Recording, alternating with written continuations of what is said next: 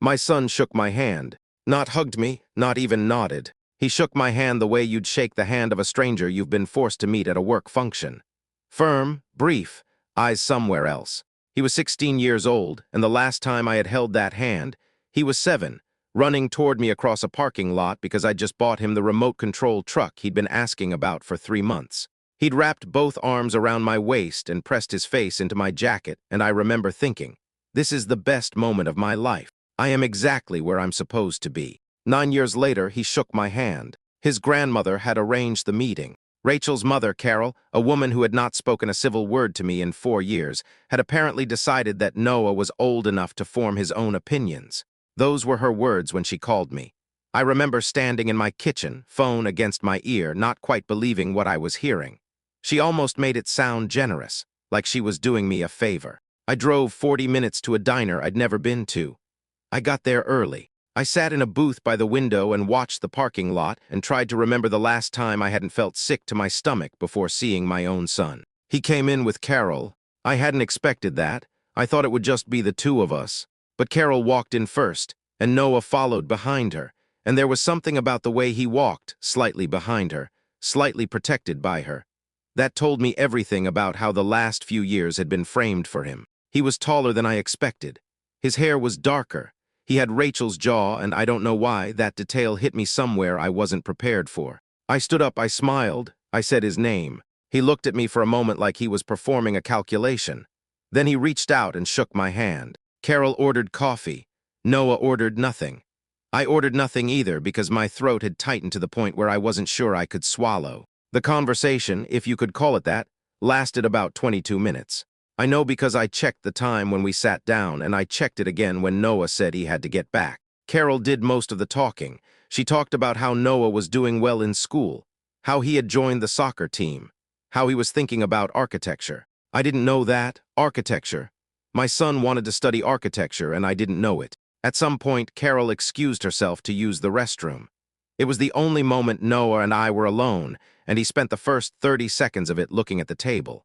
Then he looked up at me and said, very quietly, I don't blame you for everything. I know it's complicated. I wanted to say so much. I wanted to explain. I wanted to tell him about the calls and the letters and the birthday cards and the support payments and the nights I sat in my apartment and stared at his school photo because it was the only recent picture I had. But he was already looking away again. And then Carol came back, and 20 minutes after that, they left. I sat in that booth for a long time after they were gone. The waitress came by and asked if I wanted anything else. I ordered coffee I didn't drink. I sat there until the afternoon crowd started coming in, and then I left. I drove home on the highway and kept the radio off. That was 3 years ago. I'm telling you this now because I want you to understand something before I explain the rest of it. I want you to understand what 8 years of silence and distance and reputation damage actually looks like. Not in the abstract. Not in the legal language of custody hearings and mediation sessions. I want you to know what it looks like when your son shakes your hand. My name is Daniel Brooks. I'm 39 years old. I live in Columbus, Ohio.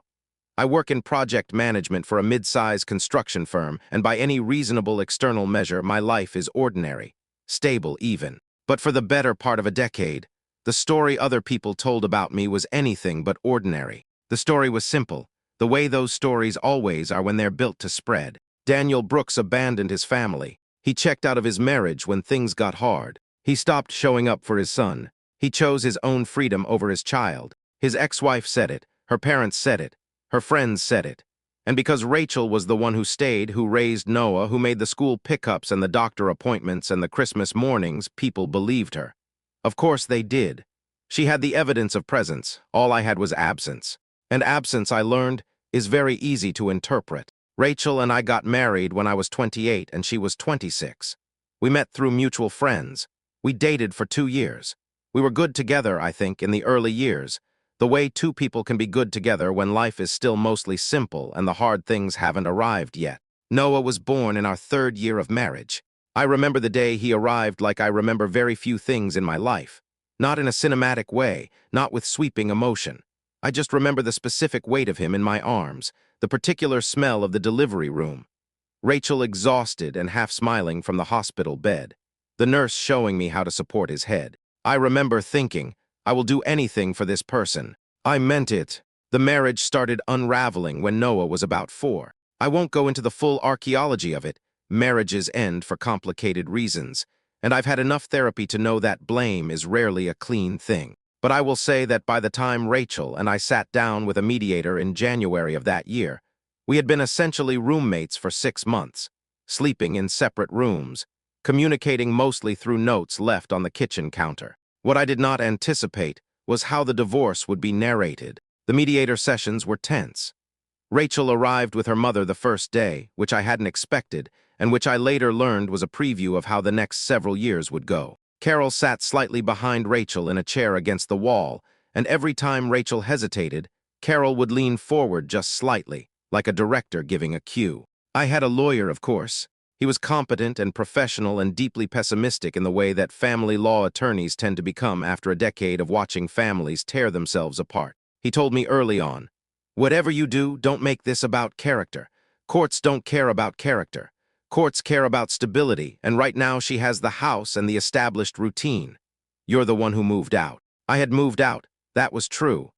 I'd moved into a 1-bedroom apartment about 4 miles from our house because the mediator had suggested it, because Rachel had asked for it, because the situation at home had become untenable and someone needed to create space.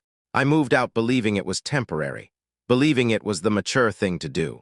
I didn't understand yet that moving out would become the foundational piece of evidence against me, because once I was no longer in the house, I was no longer a constant presence in Noah's daily life. And once I was no longer a constant presence, Rachel had room to fill the space with a different version of events. She didn't lie outright, at least not in the beginning. She did something more effective than lying. She let people draw their own conclusions.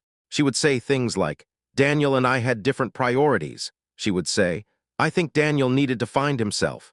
She would say, "Noah has been asking questions, and I just try to be honest with him about how things are." And people would nod, and they would fill in the gaps themselves.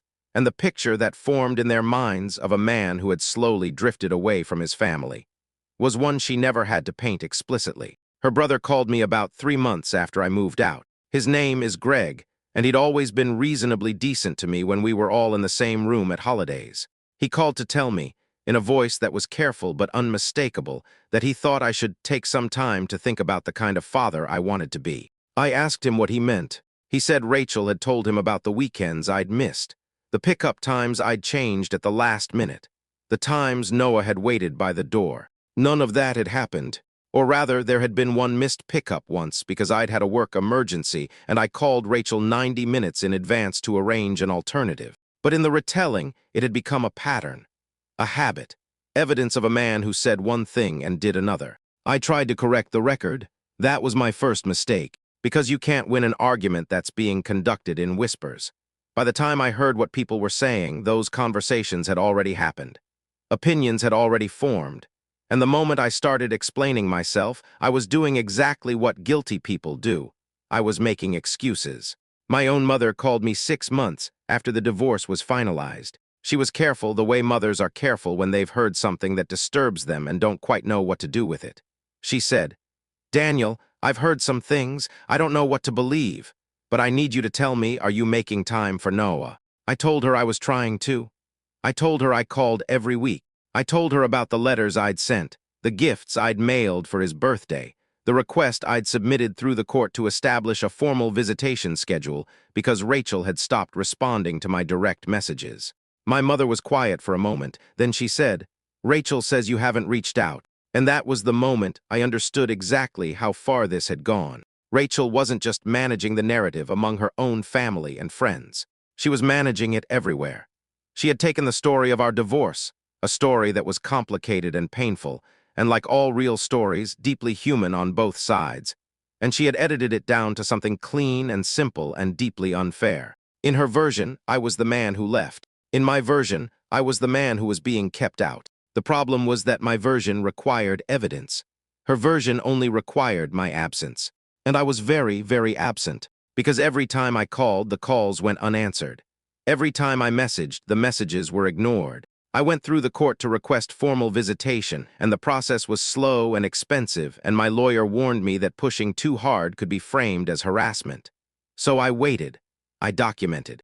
I sent letters I wasn't sure would be delivered. I paid my support faithfully every month. There was a record for that, at least, an automatic transfer that left my account on the first of every month, but support payments aren't visible. They don't show up at soccer games or school plays or birthday parties. What showed up at soccer games and school plays and birthday parties was Rachel. And gradually, inevitably, Noah started to see his father the way his father was being shown to him. I found out about a lot of things secondhand. A neighbor who had stayed friendly with both of us told me over coffee one afternoon that she had seen Noah at the community pool the previous summer, and someone had asked him how his dad was, and he had said her words, "I don't really have a dad." He was 9 years old. I don't really have a dad. I drove home from that coffee and I sat in my apartment and I didn't move for a long time. There are no words for that particular kind of pain. It's not anger exactly. It's not sadness in the way you feel sadness at a funeral. It's something quieter and more corrosive, the knowledge that somewhere out there, your child is living a version of life in which you don't exist, in which your existence has been quietly erased. And you can't reach him to tell him otherwise. 3 years after that, he shook my hand at a diner. And 2 years after the diner, something happened that none of us, not Rachel, not Carol, not even me, had anticipated. But to explain that, I have to take you back to the beginning, back to the year the marriage ended, and the year I made the mistake of believing that if I stayed patient and stayed quiet and kept trying through the proper channels, the truth would eventually find its own way out. I was wrong about that, but I was right about one thing. The truth did come out, just not the way I planned. The first birthday I missed was his 8th. I want to be precise about that because precision matters here. I did not forget. I did not choose to be elsewhere. I had bought a gift, a hardcover illustrated atlas, because Noah had been obsessed with maps that year, would spend entire weekend visits tracing coastlines with his finger. And I had wrapped it myself, badly, the way men wrap things when no one has ever properly taught them, too much tape and uneven corners. I had mailed it 3 weeks early because I was afraid of it arriving late. It never arrived, or rather it arrived somewhere. The post office confirmed delivery to the address. The package had been received. But Noah, according to Rachel, when I finally managed to reach her by phone 2 days after his birthday, didn't mention getting anything from you. She said it without inflection. That was the thing about Rachel in those years. She had perfected a particular tone of voice that communicated everything while technically saying nothing. She wasn't gloating. She wasn't cruel. She was simply factual in the way that people are factual when the facts are already doing the work they need to do. He didn't mention getting anything from you. I asked if I could speak to him. She said he was at a friend's house. She said she'd let him know I called. I sat with the phone in my hand for a long time after she hung up. What do you do with that? There's no mechanism for it. There's no form you file, no authority you call to report that your birthday gift to your 8-year-old son may have been quietly intercepted. The post office had done its job. The package had been delivered. Everything after that existed in a domestic space that no outside system could see into. I called again the following week. Rachel didn't answer.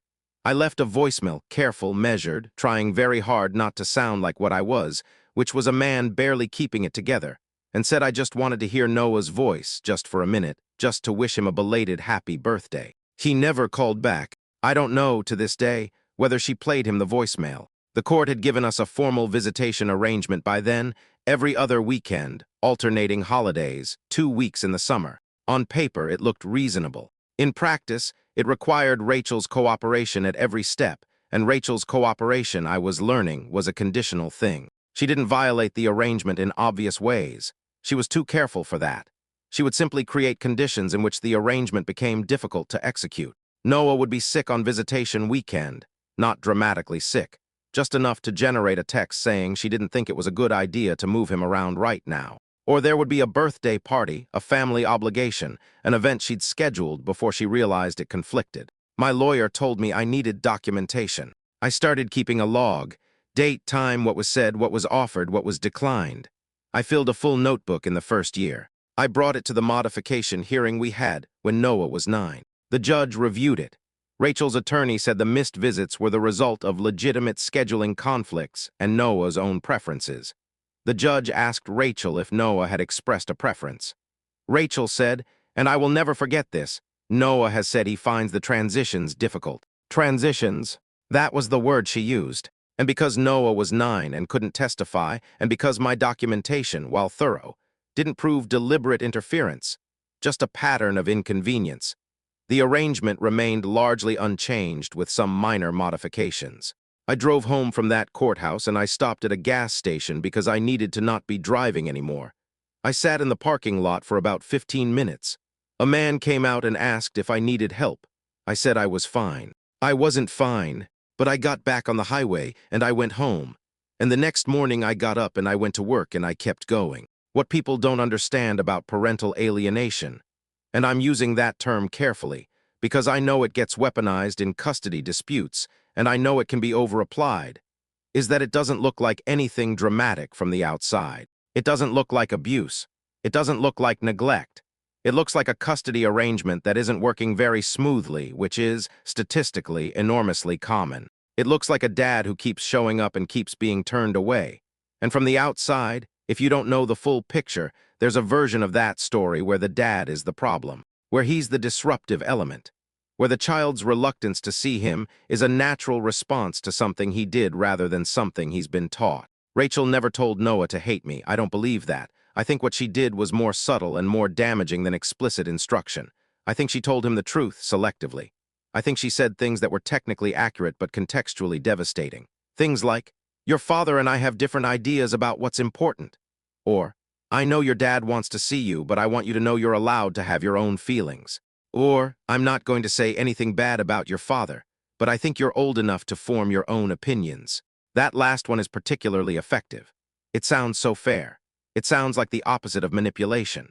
But when you say it to a 10-year-old boy who has already received 1,000 small signals that his father is somehow less than reliable, and you say it while living in the house with him every day and driving him to school and making his lunches and attending every event, what you're really doing is giving him permission to distrust someone he can barely remember clearly. Because children don't remember the way adults do. Noah didn't remember the weekend visits we'd had when he was 5 and 6. He didn't remember the afternoons at the park or the mornings when I'd made him eggs with the yolks shaped like suns because he'd thought it was funny. He remembered the absences. Children record absence more reliably than they record presence, because absence creates a question, and questions demand answers, and the answers he was getting came from one direction only. I kept trying. I want to be absolutely clear about that because I know there's a version of this story, the version Rachel was telling, where I eventually gave up, where I got tired of the friction and stepped back and chose my own convenience over my son.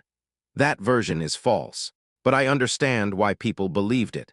Because from the outside, what does persistence look like when every attempt is invisible? I called every Sunday. When Rachel didn't answer, I left voicemails. I kept them short. I'd learned early on that long emotional messages were too easy to reframe as instability. I said simple things. "Hey, buddy, it's Dad, just calling to check in. Hope you had a good week. I love you. Call me back if you want." Week after week after week. I wrote letters. Actual physical letters, because email could be too easily deleted and I wanted something that existed in physical space, something Noah might someday be able to hold. I wrote about ordinary things, a movie I'd seen, a project at work, something funny that had happened. I tried to sound like a person rather than a plea. I included photographs sometimes.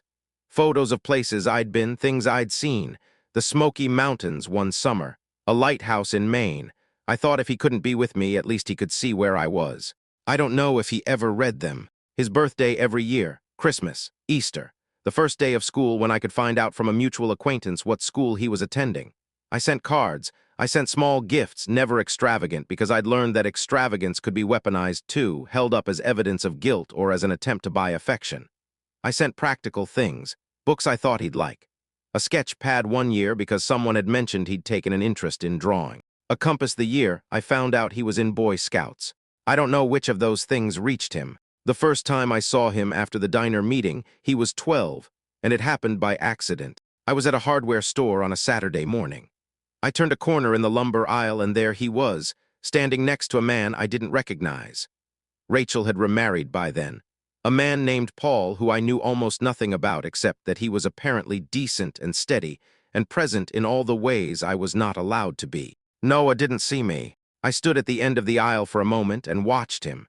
He was tall for 12. He had a look of concentration on his face as he read the numbers on a piece of wood. The man said something to him, and Noah nodded, and said something back, and they moved further down the aisle. I didn't approach them.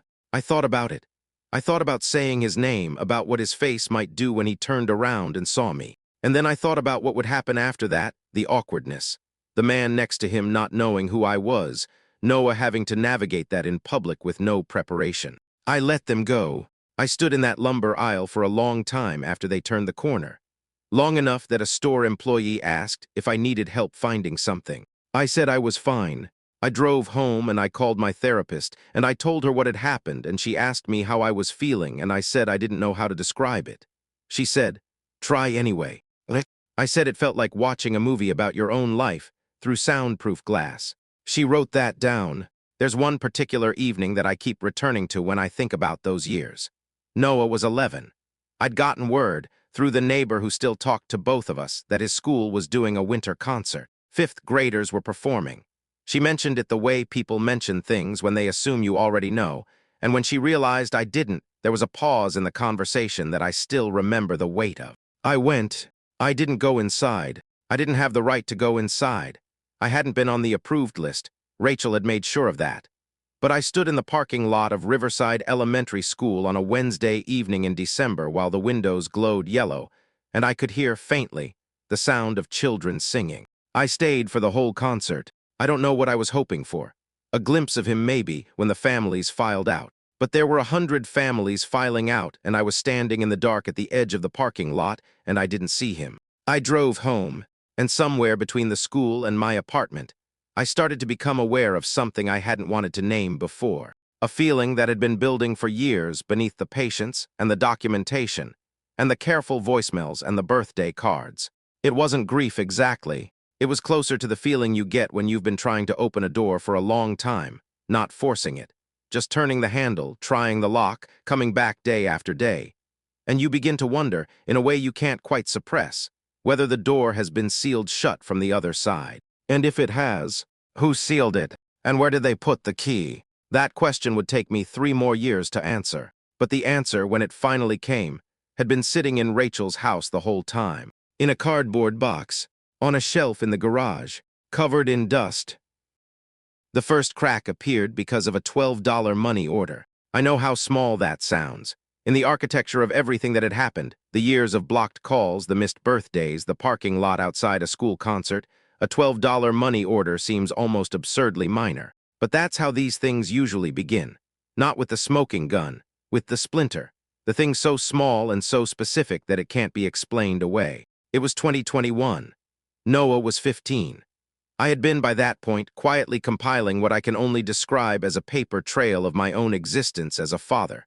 Not because I had a plan, not because I knew what I was building toward, but because keeping records had become the only way I knew how to hold on to something. If no one else was going to acknowledge that I had tried, at least the documentation would. I had receipts for every gift I'd mailed, the atlas for his 8th birthday, the sketch pad, the compass.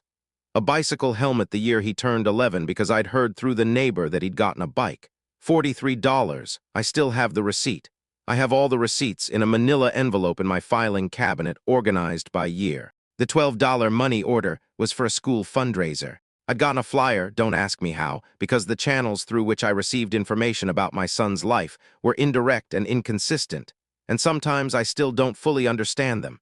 And I'd sent a money order made out to the school directly, so there was no way for it to be redirected. A check could theoretically be cashed and the money absorbed. A money order made out to Jefferson Middle School had to go to Jefferson Middle School. A month later, I called the school's main office. I introduced myself as Noah Brooks's father. I asked if the fundraiser had gone well. The woman on the phone said yes, it had been a great success. I asked if they had received my contribution. She said she'd have to check the records. She put me on hold for about 2 minutes. When she came back, she said they did have a record of a money order received from a Daniel Brooks. I said, "Did you send a thank you letter?" She said they sent thank you letters to all contributors, yes. I said, "What address did you use?" She read me an address. It was not my address. It was not even close to my address. It was a street in a neighborhood I didn't recognize, a zip code that wasn't mine. I wrote the address down. I said thank you. I hung up. I sat at my kitchen table and stared at what I'd written. Someone had told the school that Daniel Brooks's address was a street I'd never lived on, which meant the thank you letter, a minor thing in the grand scheme. But the kind of minor thing that a child might see might hold as evidence that his father had acknowledged him, had gone somewhere else entirely. It was possible it was an administrative error. People transpose numbers, addresses get garbled. But I had a feeling, sitting at that kitchen table, that it wasn't an error. I hired a family law attorney that fall. A different one than before, a woman named Sandra Elliott who came recommended by a colleague whose own divorce had been contentious in ways that made mine look almost civilized. Sandra was direct in a way I had come to deeply appreciate after years of carefully worded legal hedging. When I laid out the full picture, the documentation, the log, the returned letters, the money order, the wrong address, she looked at everything for a long time and then said, "How long have you been keeping this?" I said 7 years. She said, "Okay, here's what I want you to do." She walked me through the process of formally requesting communication records, emails sent through the co-parenting app the court had originally mandated we use. We'd both been required to use it for the first 2 years. Rachel had stopped using it. Her attorney at the time had argued that Noah's adjustment made strict schedule enforcement counterproductive, and the judge had allowed some flexibility. But the records from those 2 years still existed, and Sandra requested them. What came back took 3 weeks to arrive and 2 hours to read. I sat at Sandra's conference table and went through them page by page. The co-parenting app had logged every message, every notification, every read receipt. My messages were there, all of them time-stamped, marked as delivered, marked in the app's terminology as receive. Rachel's responses were sparse, formal, often delayed by days. But that wasn't what stopped me. What stopped me was a specific sequence in October of that second year. I had sent a message requesting a video call with Noah for his birthday, his 9th. The message was marked received. 3 days later, Rachel had responded. "Noah said he doesn't really want to do a call right now. I don't want to force him." I remembered that. I remembered reading it and feeling the particular grief of a child apparently choosing not to speak to you. But the app had also logged something else. 40 minutes after Rachel's response, there was a system notification. The account associated with Noah's profile, a child account Rachel had set up, theoretically so he could send me messages independently, had been accessed. A message had been typed. The message had been deleted before sending. The app logged deletions. The draft that had been deleted read, "Dad, can we talk? I want to." It ended there. I read it 3 times. Sandra was watching me from across the table. She said nothing. I put the paper down. I looked at the ceiling for a moment. Then I said, "He tried to contact me." Sandra said, "That's what the record shows." I said, "He was 9 years old. He typed a message and someone deleted it." Sandra said, "We don't know who deleted it." I said, "She set up the account. She had the password." Sandra said, "Yes." We sat with that for a moment. Then I said, "What else?" The returned letters came next. This part I have to explain carefully because it's more complicated than it sounds. I had sent letters to the house, Rachel's house, where Noah lived for years. I had no way of knowing whether they arrived, whether they were opened, whether they were handed to Noah or redirected or discarded. The Postal Service delivers to addresses, not to specific people within those addresses. Once a letter goes through the slot in the door, its fate is domestic. But there was 1 year Noah was 12, when I had tried something different. I'd sent 2 letters to Rachel's mother's address, Carol's house. The house where Noah spent weekends sometimes, where he had his own room, where I knew from the neighbor that he occasionally stayed when Rachel traveled for work. Both letters came back. Return to sender, address unknown. I had been to Carol's house twice during the marriage. I knew the address. The address was correct. Address unknown was not a postal error. Address unknown meant someone at that address had refused the letters and marked them for return. Carol, Rachel's mother, who had arranged the diner meeting, who had sat across from me in the booth and called it giving Noah a chance to form his own opinions. She had been returning my letters. Sandra added it to the file. Then there was Marcus. Marcus had been Rachel's neighbor for 3 years, the house directly across the street. He and his wife had moved away in 2019, relocated to Raleigh for work, and apparently Marcus had been holding on to something ever since. Sandra found him through a mutual connection I didn't even know I had, some thread in a social network so tenuous I still don't fully understand how she pulled it. He agreed to a recorded phone call. He was careful. He said he didn't want to cause problems. He said he had kids of his own and it had bothered him. What had bothered him was this. On two separate occasions, roughly a year apart, he had seen Rachel at the recycling bin on a Tuesday morning. Columbus recycling pickup is on Tuesdays, disposing of what appeared to be padded envelopes. He hadn't thought much about it the first time. The second time, he'd happened to be closer, and he'd seen clearly that one of the envelopes had not been fully broken down. He could see the front of it. He said, "I remember thinking it was weird because it had a return address label, like a printed label, like it was from a company or something organized." Sandra asked him if he could describe the label. He said it was blue. He said he thought he remembered the name Daniel on it. Sandra asked if he'd be willing to put that in a written statement. He said he would think about it. He ultimately did. I don't want to overstate what Marcus saw. He saw a woman throwing away envelopes. He couldn't prove what was in them. He couldn't prove they were mine. In a courtroom, it was circumstantial at best. But I knew. I knew the way you know things you can never fully explain, but that land in your body as absolute truth. The atlas, the sketch pad, the compass, the helmet, the birthday cards, the letters I'd written on plain white paper and sealed carefully and sent with extra postage and tracked when tracking was available. They had arrived. They had just never reached him. Sandra compiled everything into what she called a pattern document. It wasn't a legal filing, not yet. It was an internal summary. The co-parenting app records, Marcus's written statement, the wrong address at the school, the return-to-sender letters from Carol's house, the payment records showing 8 years of uninterrupted child support, the court documentation of missed visitation. She printed it and set it on the table between us and said, "This tells a story." I said, "Will it be enough?" She said, "For what purpose?" I said, "To show Noah." She was quiet for a moment, then she said, "That's not a legal question, that's a personal one." I said I knew. She said, "How old is he now?" I said, 17. She said, "Is there any chance he'd be open to hearing it?" I said I honestly didn't know. I told her about the diner, the handshake, the 22 minutes. The way he'd said, "I know it's complicated." Like he was reciting something he'd been taught to say to diffuse a situation, rather than something he actually believed. Sandra said, "You can't make someone receive the truth. You can only make it available." I sat with that for a long time on the drive home. I didn't have a plan. I had a document. I had 7 years of paper. I had a deleted message from a 9-year-old boy that ended mid-sentence. I didn't know what to do with any of it. And then about 3 weeks after that meeting with Sandra, my phone rang. It was a number I didn't recognize. A Columbus area code, but not one I knew. I answered. There was a pause, and then a voice I hadn't heard clearly, hadn't heard directed at me in years, said, "Is this Daniel Brooks?" I said yes. Another pause.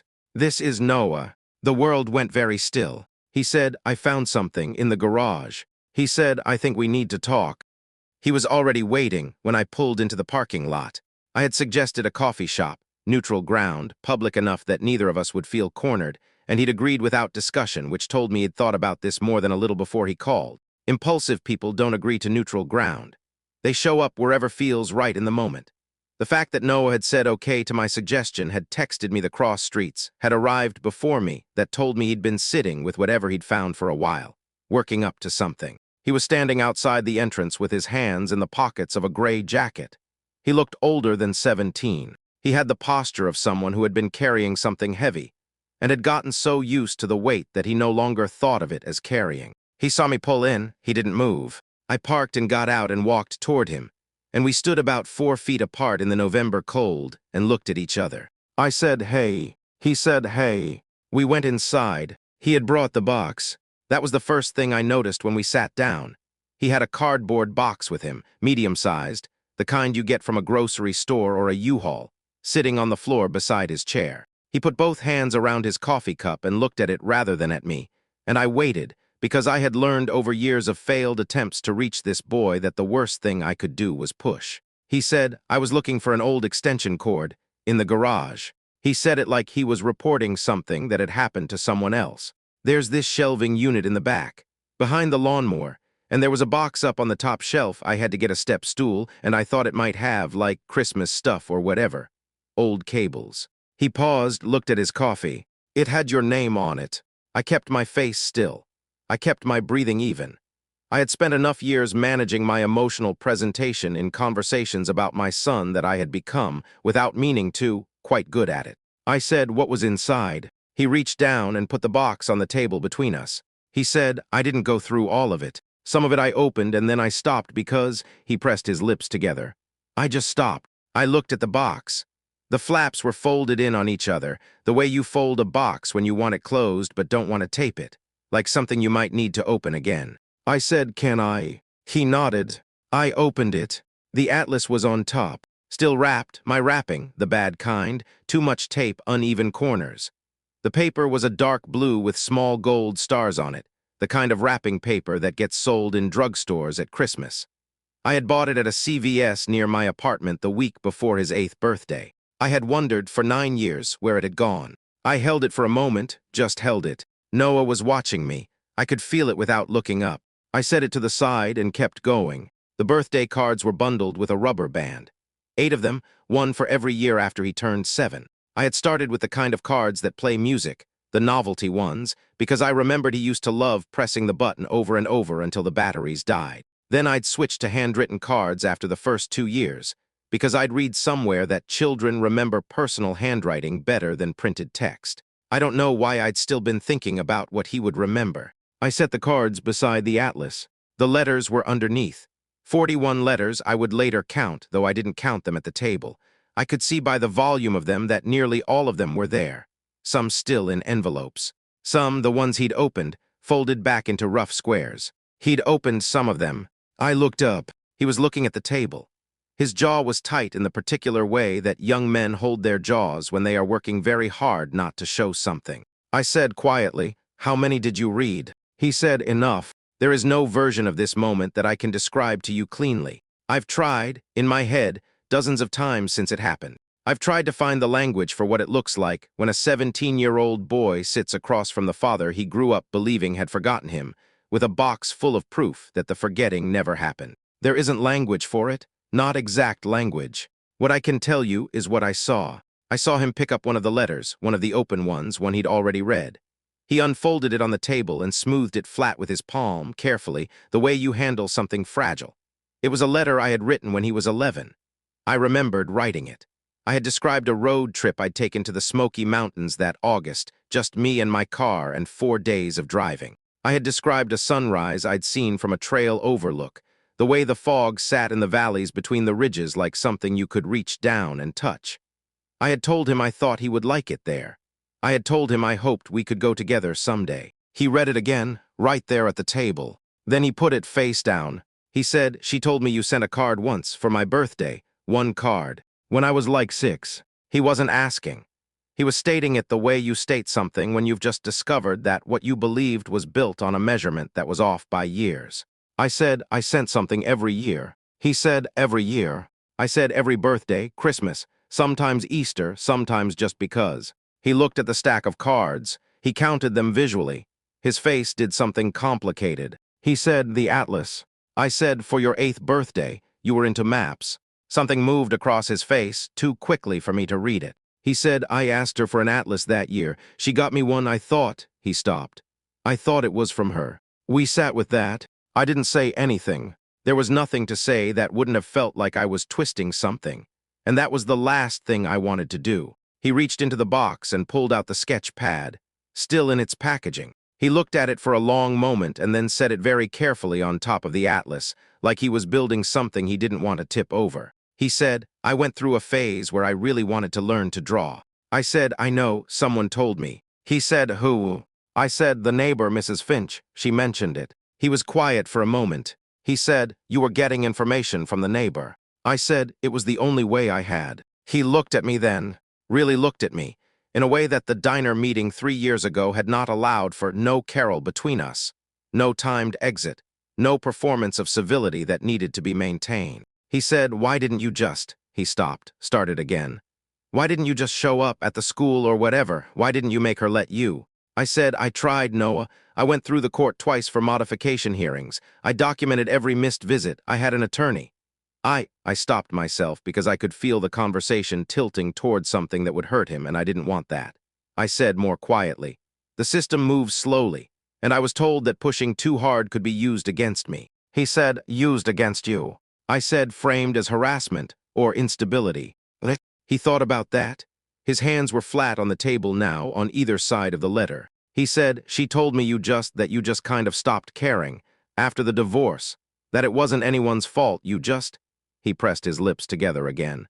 She never said you were a bad person. She always said that. She said it wasn't your fault, you just had a different kind of capacity. Different kind of capacity. I had not heard that particular formulation before, but I recognized the architecture of it immediately, the kind of phrasing that sounds generous on the surface and leaves a wound underneath. She hadn't called me a bad father. She'd suggested I lacked the fundamental ability to be a present one, which, to a child, is worse. I said, Noah. He looked up. I said, I called you every Sunday for 6 years. I don't know if you ever got the messages. He was very still. I said, I stood in the parking lot of your school for your 5th grade winter concert. I couldn't come inside. I wanted to be close. His expression broke slightly. Not dramatically.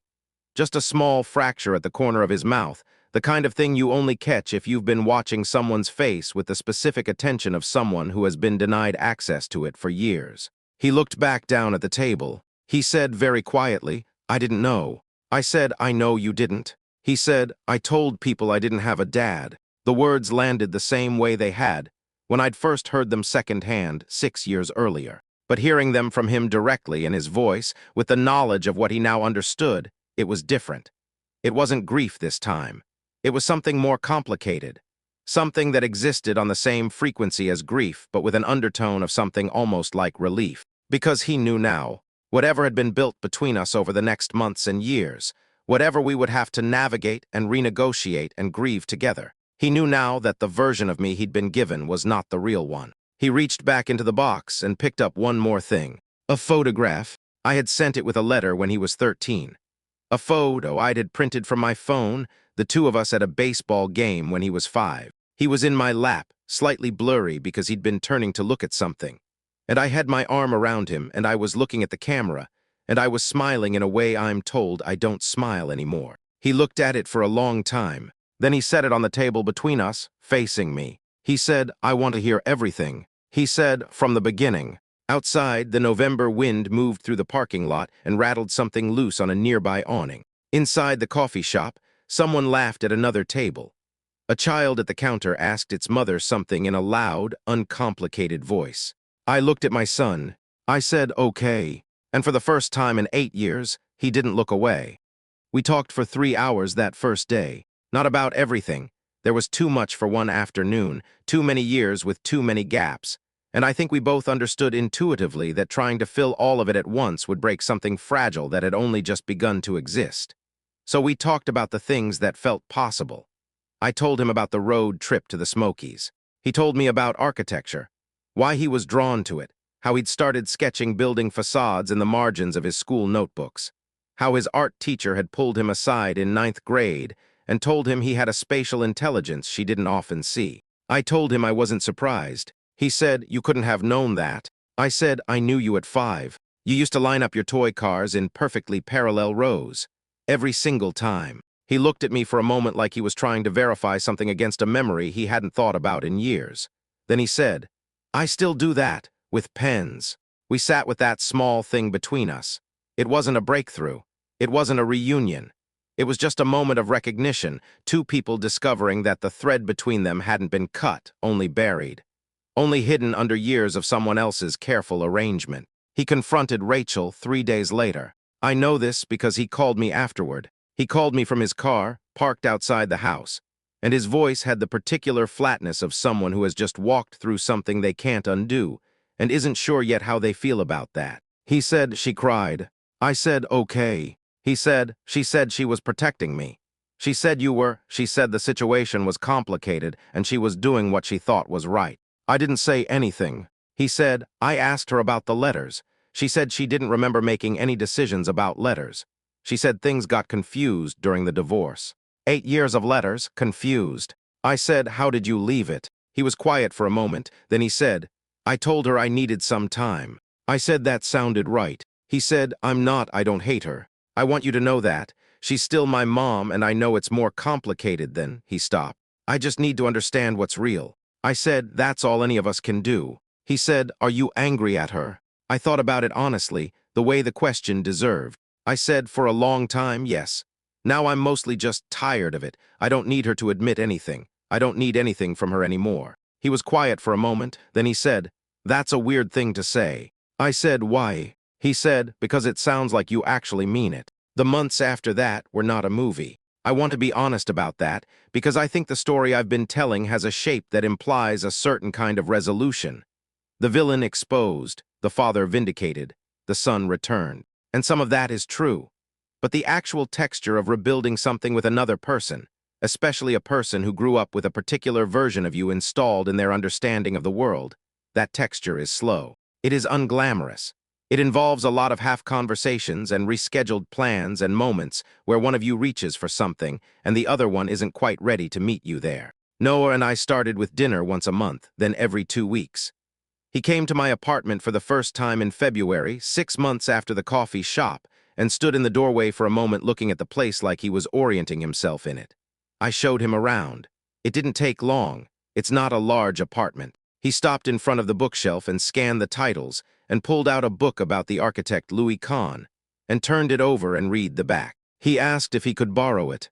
I said, "Of course." He said, "I'll bring it back." I said, "Keep it." He put it in his bag without saying anything else. But when he left that evening, he stopped at the door and turned around and said, "Same time next week." We hadn't discussed next week. We'd been doing every 2 weeks. I said, "Yeah, same time." He's 18 now.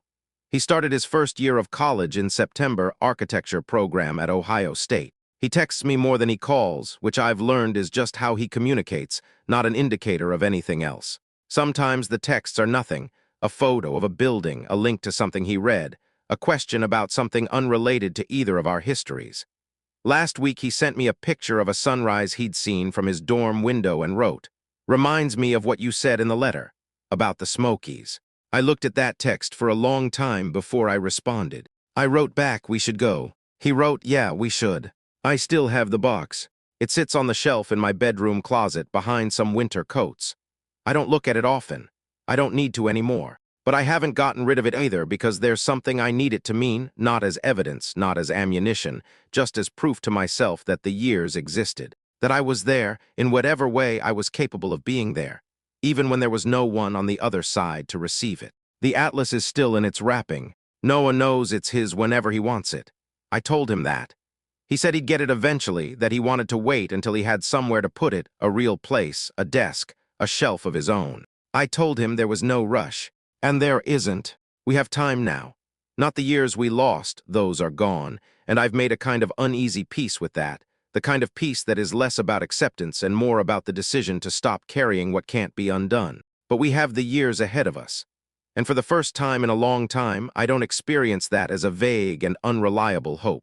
I experience it as something I can almost touch, like fog in the valleys between ridges, like something real,